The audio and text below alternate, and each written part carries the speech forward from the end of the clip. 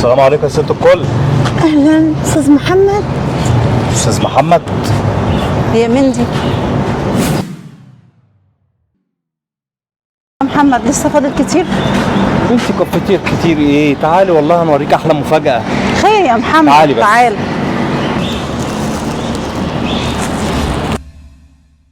طيب استغرب.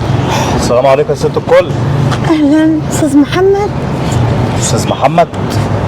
هي مندي. انت بتقولي ده انا هستعر منك يا ماما؟ ماما معقولة؟ وليه بتقول يا استاذ محمد؟ انا هستعر منك يا ماما؟ ما اقدرش يا ماما، ده انت اللي علمتيني، انت اللي كبرتيني، انت اللي دخلتيني احلى الجامعه والحمد لله. انا ما اقدرش يا ماما، ما اقدرش. ده انا اللي جايبها عشان اعرفها بيكي، قلت لها انا هعمل لك مفاجاه. وبعدين انت يا ست الكل جزمتك على دماغنا كلنا. ما تصدقوش يا بنتي، ده هو بيهزر. ايه يا ماما اللي انت بتقوليه ده؟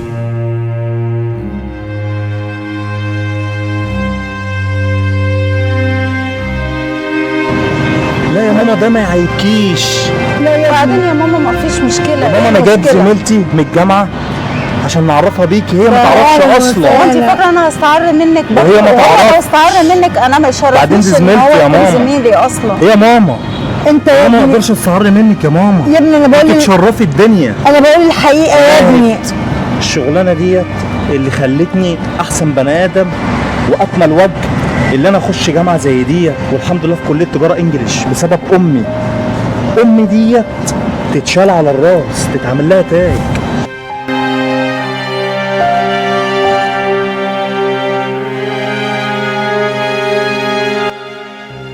فيها ايه يا ماما؟ هو الشغل عمره ما يعيب صاحبه. انا حبيبتي ما رضيتش اتكلم عشان ما احطوش في موقف ايه؟ عمر بس الشغل ما كان عليك، عيب. انت طيبه وبنت ناس طيبين هي يا بنت ناس جدعه يا ماما وربنا حد يخليكم محترم. لبعض. ده كفايه بس ان انت ربيتيه وعلمتيه في احسن جامعه. بالشغل ده مش عيب خالص، عمره الشغل ما كان عيب وعمره. انت ليه قلتي كده؟ انا عشان ما نحطوش في موقف صعب. موقف صعب ايه بس؟ لا يا ماما انت ده تشرفي اي حد بلد. يتشرف بيكي. تتشرفي بلد يا ست الكل. ربنا انا هتشرف يخليك. بيكوا قدام الدنيا كلها. ربنا واللي يخليك. ملوش خير في اهله ودي بنت ملوش خير في اصول، حد. ودي بنت اصول. الحمد لله. صديقتي معايا في الجامعه، انا تساعدني على المحاضرات وبتقف جنبي. ربنا يخليها لك. بس انا ربيت والحمد لله بشقي وعرقي. انا مش مستعريه لان الشغل عمره ما كان عيب. وفقكم مع بعض وخلي بالكم من بعض. الله يخليك يا ست ربنا الكل. يسترها. ده هي على طول محمد مسلفاني إنسان محترم محاضرات والله. وعلى طول بتراعينا في السكتشات ربنا لما بينقص مني درجات ربنا يكرمها بتزودني. يا رب. الله يخليك يا ماما. ربنا يكرمك. ربنا يخليك. وبابا عنده مصنع وعمرها ما تستعر مني، وانا لا، كنت لا، عامله لا لها مفاجاه خالص. مفكره بصراحه اللي رد فعلها يكون غير كده. طلعت لا بنت طبعا، فلان. لا طبعا. جدعة. ده امي على دماغي يعني. يلا يا ست الكل بقى، لو كده تطلعي تريحي وانا هستلم بقى مكانه واروح لموصل ناهد. بعد ما اوصل ناهد كمان انا جيت استلمت منك عشان تريحي شويه. خليك يا ابني ما تتعبش نفسك. ربنا يخليها لك يا رب، واي حد يتشرف بيها والله يا محمد. ربنا يخليكي. بصراحه ونعم الرجوله وانا كنت والتربية. قلقان منك بصراحه وكنت حاطك في اختبار يا ناهد، بس بصراحه كنت مفكر ان انت هتستعري، بس تاريكي انت طلعت بنت اصول ده جدعه. مثال شرف لاي حد يا محمد. ربنا يخليكي يا رب. ربنا يخليكي لنا يا ست الكل. ربنا يخليك يا محمد. يلا بينا عشان نوصلك ونرجع لك يا ست الكل. ماشي.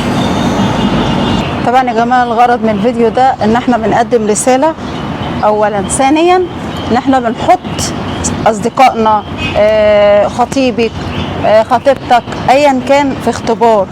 شوف هل هو هيقبلك على وضعك، هيقبلك على هذا الحال، ولا هيبقى مستعر منك وشايل منك، واللي هو بقى ايه التنمر بقى والحاجات اللي بتحصل دي. أنا الرسالة دي بتتكلم عن نفسها.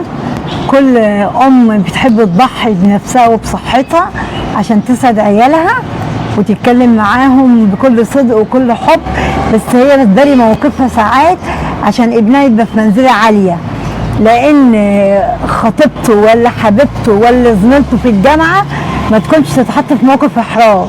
هو ما يعرفش إن هو هيحرجها، هو حطها في اختبار